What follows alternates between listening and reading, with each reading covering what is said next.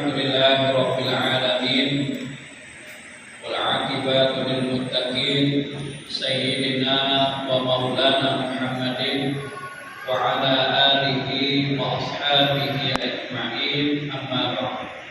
Puji dan syukur kembali kita persembahkan kehadirat Allah Subhanahu wa Ta'ala.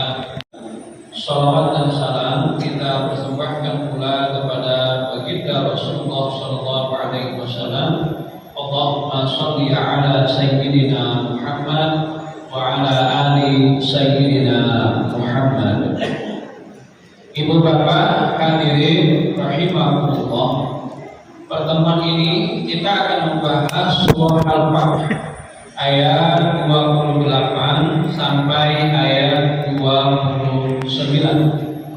Surah Al-Fatihah ayat 28 sampai ayat 29.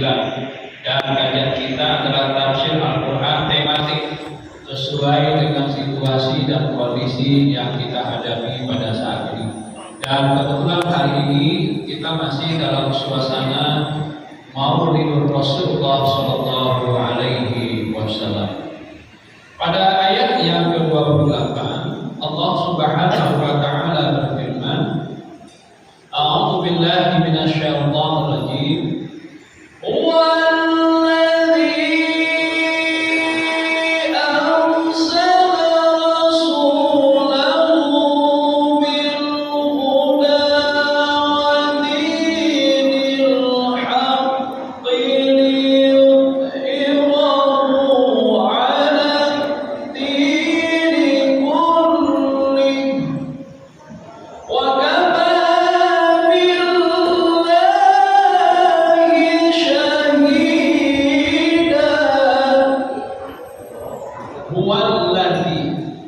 Dialah yang telah arsala rasulahu, mengutus rasulnya, bil huda, dengan membawa petunjuk, wa dinil haq, dan agama yang hak, liyudhira, agar memberikan penjelasan atau menjadi jelas, ala dini kulli, atas agama-agama semuanya.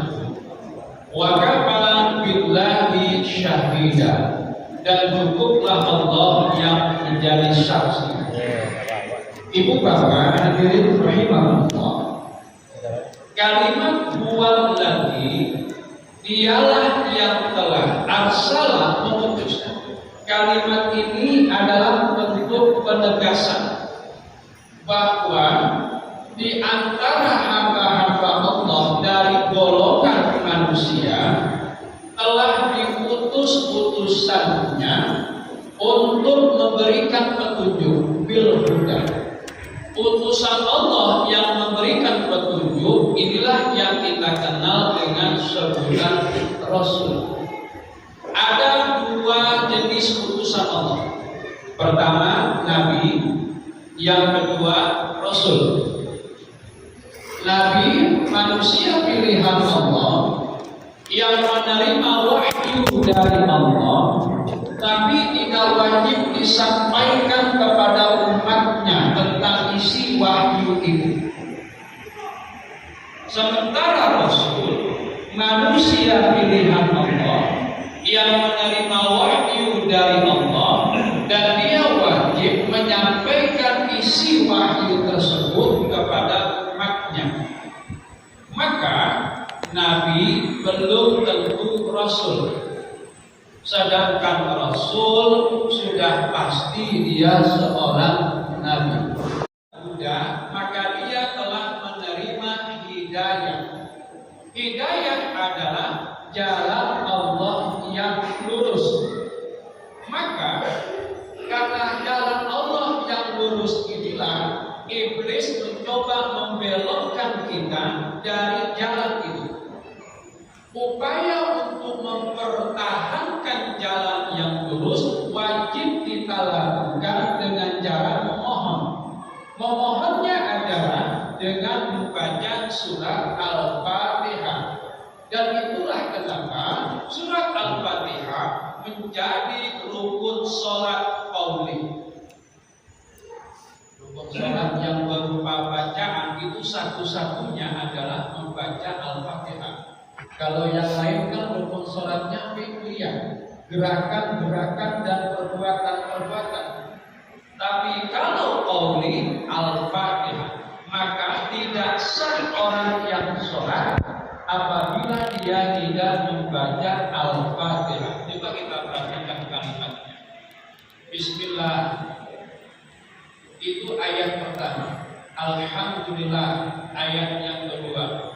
Ar-Rahman ayat yang ketiga. Maliki yaumiddin ayat yang keempat. Iyyaka na'budu wa iyyaka nasta'in ayat yang kelima. Ihdinas siratal mustaqim ayat yang keenam. Ayo kita fokus dulu di sini. Ini menarik.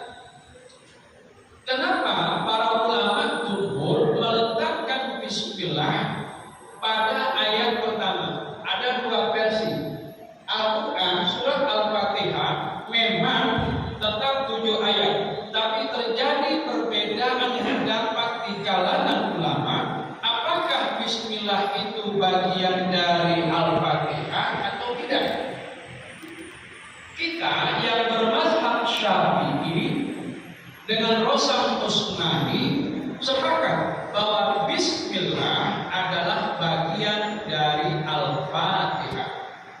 Jika ada yang mengatakan bahwa Al-Fatihah ayat pertamanya bukan bismillah, maka ayat pertamanya adalah Alhamdulillahirabbil alamin. Ayat yang keduanya Ar-Rahmanir-Rahim. Ayat yang ketiga Maliki yaumiddin. Ayat yang keempat Iyyaka na'budu wa iyyaka nasta'in. Ayat yang kelima Ihdinas siratal mustaqim. Ayat yang keenam Siratal alaihim. Ayat yang keenam sampai alaihim. Siratal ladzina an'amtal maghdubi alaihim waladdallin. Itu ayat yang ketujuh. Jadi kalau ada orang yang berpendapat demikian, makanya nggak usah heran ketika kita misalnya menambah buana atau mungkin kita umrah atau haji, ada yang baca Fatihah diawali dengan bismillah, ada yang memang tidak membaca bismillah sama sekali. Inilah letak perbedaan. Tapi yang ingin saya sampaikan di sini adalah dengan makna bil huda tadi, memberikan petunjuk. Kapan saat kita memohon petunjuk kepada Allah? Lihat pada ayat yang kelima. Iyyaka na'budu wa iyyaka nasta'in.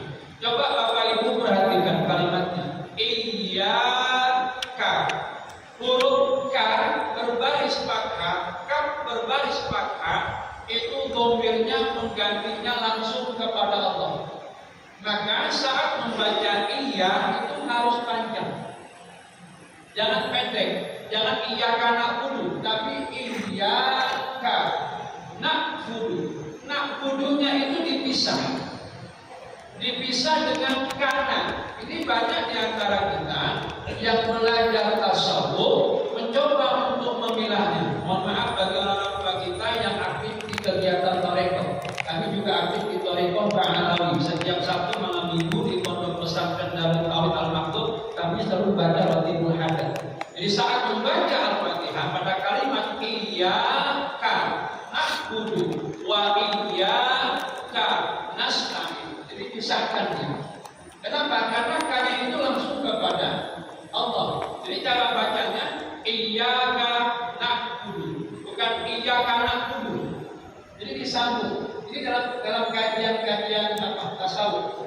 Jadi dipenggal kalimat itu. Iyyaka, hanya kepada Engkau.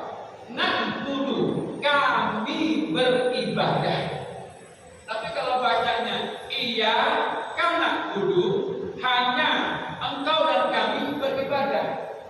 Hanyanya itu hilang. Saya ulangi.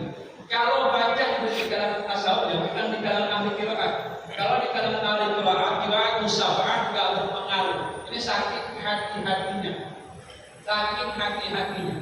Iyyaka na'budu. Iya, hanya engkaulah, hanya kepada engkaulah na'budu kami beribadah. Tapi kalau dia bacanya iya, hanya kepada karena kudu engkau dan kami beribadah. Jadi ada yang bilang di situ, engkau, kami, karena kudu kami dan engkau beribadah. Terbalik, harusnya iya kudu hanya kepada engkau lah, kami beribadah. Kami beribadah. Jadi memang orang-orang ini kalau udah berumur nih Pak, yang biasa ikut suluk itu memang luar biasa pendekatan zautnya, pendekatan batinnya ini. Maka jangan main-main dengan orang yang aktif di suluk-suluk itu. Pendekatan mereka itu dengan Allah itu udah luar biasa. Jangan mudah menyepelekan orang yang seperti ini. Kalau tidak kita kena kualat nanti. Maka kalau orang mau ikut suluk, kalau basicnya, dasarnya nggak kuat, ulang-ulang suluk bukannya dekat dengan Allah, malah hilang akalnya. Atau tidak begitu? Iya, hilang akalnya. Itulah makanya Allah berikan bil huda, petunjuk. Petunjuk ini terang. Tapi di tengah keterangan itulah iblis dan bala tentaranya setan mencoba membolak-balikkan. Nah, ayat ini sepakat ulama maksud hakikatnya adalah dari kalimat bil huda ini, maksud hakikatnya adalah membuka kegelapan di masa jahiliyah. Karena jahiliyah disebut juga dengan zaman kegelapan. Nah, untuk mendapatkan yang terang benderang harus ada petunjuk. Petunjuk itu dasarnya nur, cahaya. Maka kalau ada orang tak punya nur, tak ada cahaya, dia gak bakal dapat petunjuk. Cahayanya apa? Iman. Iman. Walau sebesar biji zarah pun, walau sebesar biji sawi, asal ada iman, dia tetap dapat petunjuk. Walaupun petunjuknya tidak seterang benderang orang yang kokoh dan istiqomah imannya. Orang yang sudah mendapatkan manisnya iman, apapun tuntutan iman tidak lagi menjadi berat. Iman menyuruh kita sholat, sholat itu indah. Iman menyuruh kita puasa, puasa itu nikmat. Iman mengajak kita untuk buka puasa itu indah. Apalagi buka puasa bersama, memperpanjang umur, mempererat tali silaturahim, menghilangkan penyakit demensia, membawa barokah, itu buka puasa bersama. Luar biasa. Nah, maka mudah di sini adalah melepaskan masa-masa jahiliyah dulu. Ini sebabnya turunnya ayat ini. Jahiliyah artinya kebodohan, kegelapan. Bapak Ibu, jahiliyah saat itu ada 3 macam. 1, jahiliyah tauhid atau akidah. 2, jahiliyah moral atau akhlak. 3, jahiliyah hukuman atau kekuasaan pemerintahan.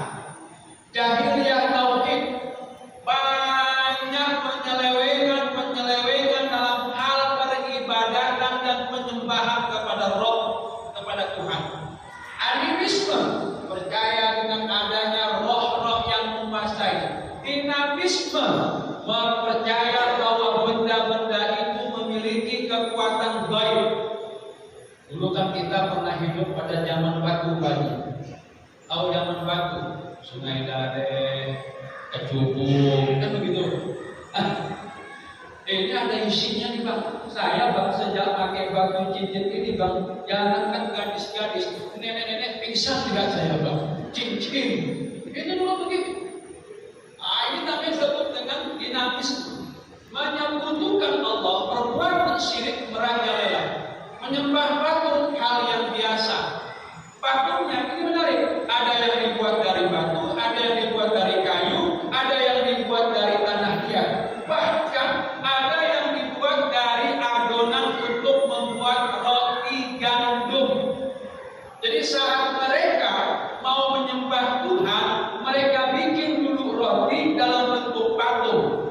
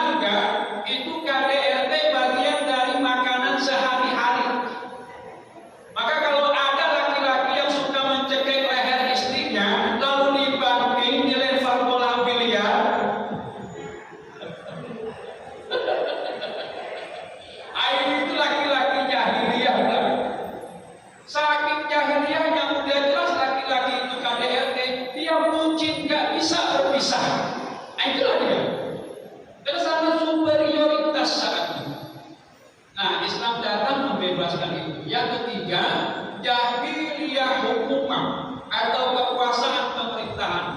Perang antar suku itu biasa. Yang berkuasa hukum rimba. Siapa yang kuat, dia yang menang, dia yang berkuasa. Tindakan-tindakan pidana merajalela. Pengadilan ada, tapi keadilan tidak ada saat itu. Jadi kalau ada orang-orang pembesar berbuat salah, hukumnya tumpul kayak pisau, atasnya tumpul, bawahnya tajam. Itu kan pisau itu. Kalau ada orang-orang besar bersalah, sidangnya perjalanan menuju keadilannya sangat berat. Yang ditembak orang, yang mati CCTV. Itulah yang ditembak orang, yang mati CCTV. Ini masa-masa jahiliyah saat itu. Nah, kegelapan Allah berikan di Yahuda petunjuk wadinil haq, dan agama yang hak, agama yang benar, agama yang Allah turunkan melalui para nabi dan rasulnya. Tapi yang dimaksud dengan dinil haq ini adalah agama Islam. Agama Islam adalah agama yang dibawa oleh khataman nabiyyin dengan kitab sucinya Al-Quran, berfungsi liyudhhirahu ala dini kulli. Ini fungsi Al-Quran, menjadi penjelasan terhadap isi kandungan nilai-nilai agama itu. Wa kafa billahi syahida, cukuplah Allah yang menjadi saksi saat Al-Quran itu diturunkan. Ini maksudnya. Kenapa begitu? Karena Bapak Ibu, saat Allah menurunkan wahyu melalui perantaraan malaikat Jibril kepada Nabi Muhammad, manusia saat itu terbagi menjadi 3 golongan. Pertama, faminhum zalimun li nafsi.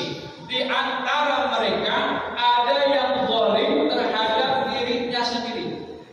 Dia tahu Al-Quran ini benar, tapi dia zalim terhadap dirinya. Dia tolak kebenaran Al-Quran itu.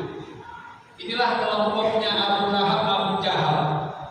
Dan siapapun yang menolak kebenaran Al-Quran, inilah yang termasuk kelompok zalimul li nafsi. Dia tahu Quran ini benar, tapi dia tolak kebenaran Al-Quran itu karena mengikuti hawa nafsunya. Yang kedua, faminhum muqtasid. Di antara mereka ada yang setengah-setengah menerima Al-Quran. Padahal Al-Quran ini kulli, tidak boleh separuh-separuh, seluruhnya.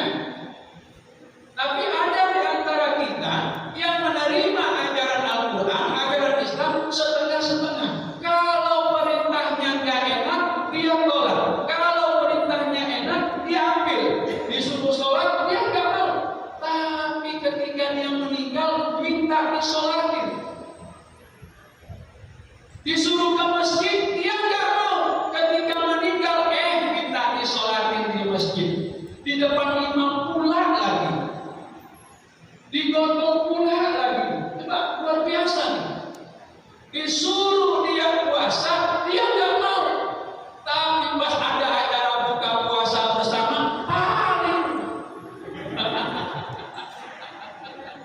ada yang kayak begitu. Kalau perlu bawa kantong asoy. Kenapa? Karena dia termasuk kelompok olopus, kelompok ibu-ibu pembungkus.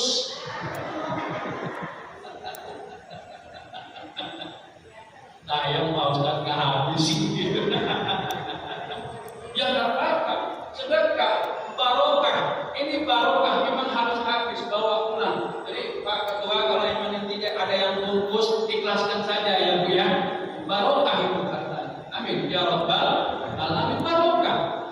Ibu kalau mengadakan kenduri di rumah, ternyata tamunya masukin dalam nasi berkat, ditambah itu, ditenteng, itulah barokah. Ibu kalau habis kue-kue bapak-bapak yang ibu sediakan, habis seneng kan? Seneng, itulah barokah. Al barokah tumbuhan tumbuh dan berkembang. Ini mau kasih banyak. Disuruh zakat dia nggak mau, tapi pas pembagian uang zakat dia nggak dapat. datang ke pengurus, datang ke panitia, Pak, saya tiap tahun dapat Pak, kok tahun ini saya nggak dapat. Emangnya ente pengen jadi miskin abadi kan enggak? Iya Pak, saya panitia ambil zakat juga, punya pengalaman unik. Udah jelas, udah ada peningkatannya, udah punya kedai, punya motor tua, gelarnya seabad-abad. Pas pembagian zakat dia nggak dapat, memang tahun lalu dia dapat, tapi rupanya berkembang besar usahanya. Dia minta juga bagian dari zakat. Saya buka lah arsip bayar zakat dari tahun 2017 sampai 2021 kemarin saya buka. Nggak ada dia bayar zakat. Entah di mana dia bayar zakat. Entah di kampung silakan. Tapi kan kalau bisa di mana dia mencari nafkah, disitulah dia membayarkan zakatnya. Kalau bisa bagi-bagi ya nggak apa-apa.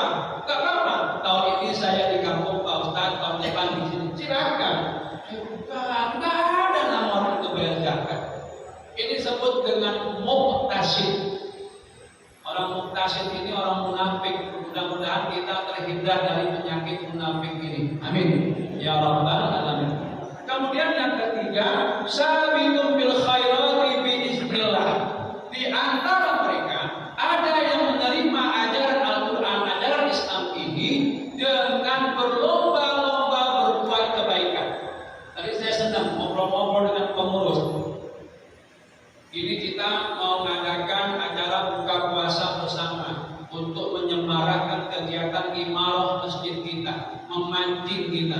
Ini namanya fastabiqul khairat. Masjid sebelah ada juga dapat pahala. Iri dalam hal yang baik itu berpahala. Masjid sebelah bisa kok yang enggak kan begitu. Masjid kita enggak. Yang sebelah kok bisa umroh, padahal itu kan sapu. Saya pegawai kok belum umroh juga. Boleh, silakan. Silakan. Fastabiqul khairat, berlomba-lomba dalam berbuat kebaikan. Perkara orang nanti mau ngomong apa, itu urusan dia.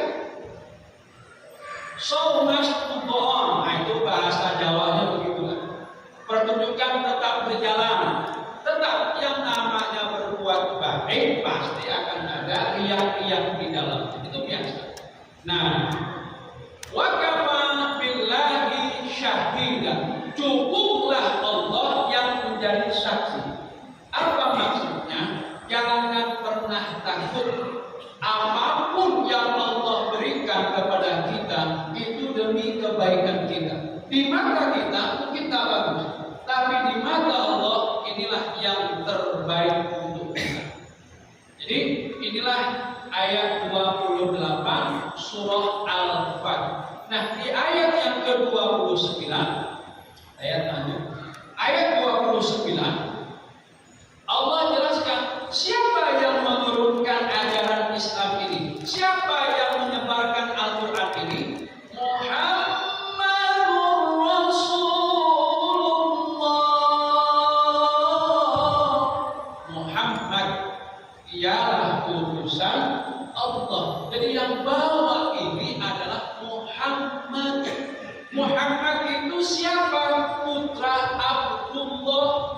Ibunya siapa? Aminah. Bayangkan, bapaknya Abdullah. Abdullah artinya hamba Allah yang taat ibadah. Aminah wanita yang solehah, amanah, bisa menjaga marwah dan kehormatan. Laki-laki baik-baik menikah dengan perempuan baik-baik, maka akan lahirlah seorang anak yang terbaik. Ismuhu Ahmad dalam Injil. Namanya Ahmad. Oleh datuknya Abdul Muthalib diberi nama Muhammad, orang yang terbaik. Bayangkan. Antara Abdullah dengan Aminah ini nanti akan ketemu dengan datuk yang sama, datuk yang kelima. Aminah binti Wahab bin Zuhrah bin Abdi Manaf bin Hasim bin Qusay bin Kilab bin Murrah. Kalau Rasulullah nanti nasabnya ketemu dengan Nabi Ibrahim alaihissalam. Muhammad bin Abdullah bin Abdul Muthalib bin Hasim bin Abdi Manaf bin Qusay bin Kilab bin Murrah bin Ka'ab bin Lu'ay bin Ghalib bin Fihir bin Malik bin Nadr bin Kinana bin Huzaimah bin Mudrikah bin Ilyas bin Ma'ad bin Nizar bin Muhtar bin Adnan. Siapa yang besar.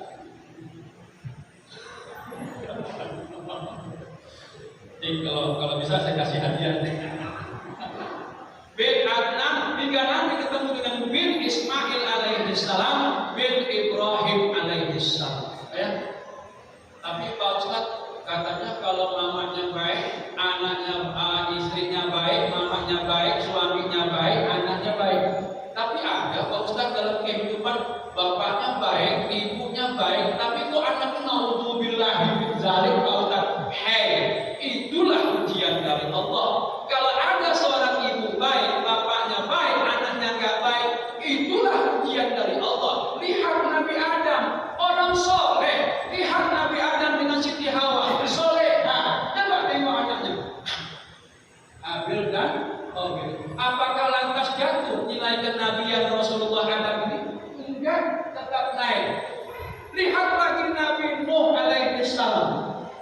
Punya anak Kan'an, Nabi Nuh orang soleh. Bayangkan, Nabi Nuh orang soleh 950 tahun berdakwah. Kan'an mengolok-olok bapaknya, buat perahu di tengah padang pasir. Bayangkan, ada nggak kayak gitu zaman sekarang? Bapaknya alim, tapi anaknya naudzubillah. Ada nggak? Maka bapak, kalau bapak aktif di masjid, ibu aktif di masjid, anak naudzubillah jangan sampai terjadi kurang ajar, itulah bentuk ujian sayang Allah kepada kita. Apakah Nabi Nuh lantas dengan perangai anaknya ini tadi derajat Nabi Nuh hilang? Tidak, justru Nabi Nuh ditambah gelarnya Ulul Azmi, Rasul yang mendapatkan kesabaran yang luar biasa. Siapa lagi? Nabi Lut. Hei, Nabi Lut orang soleh, tapi istrinya orang salah. Nabi Lut ini kan istrinya bermuka, mohon maaf, mucikari dia. Zaman sekarang ada nggak suaminya rajin banget ke masjid, tapi istrinya nyinyir terus sama tetangga? Ada nggak? Ada kan? Ada. Pak, kalau bapak dapat istri nyinyir, bapak dapat istiqomah rajin ke masjid, itulah ujian bapak seperti Nabi Lut. Bapak rajin istiqomah ke masjid ibadah, tapi diuji dengan anak, itulah ujian Nabi Nuh. Bapak diuji dengan anak, suaminya bagus, istrinya bagus, itulah ujian Nabi Adam. Jadi kalau kita mau naik derajat, ujian terberat itu Bapak Ibu bukan dari tetangga, bukan dari teman di kantor. Ujian terberat itu dari keluarga. Rata-rata Nabi itu lulus menghadapi ujian berat dari keluarganya. Nabi Yusuf malah dimasukkan ke dalam sumur oleh saudara kandungnya, saudara dirinya. Bayangkan itu. Nabi Ibrahim malah berhadapan dengan bapak kandungnya. Coba bayangkan. Nabi Musa berhadapan dengan ayah angkatnya Fir'aun. Bayangkan. Ya Allah, ya Rabbi. Itulah yang ujian kita. Maka untuk mendapatkan yang hak ini, Allah memberikan ujian. Oke, Bapak Ibu, mungkin inilah yang dapat kami sampaikan. Mudah-mudahan ada manfaatnya. Insya Allah di bulan depan kita akan menyambung ayat yang 29, kita belum selesai. Terima kasih. Doanya kita baca setelah selesai sholat sekalian.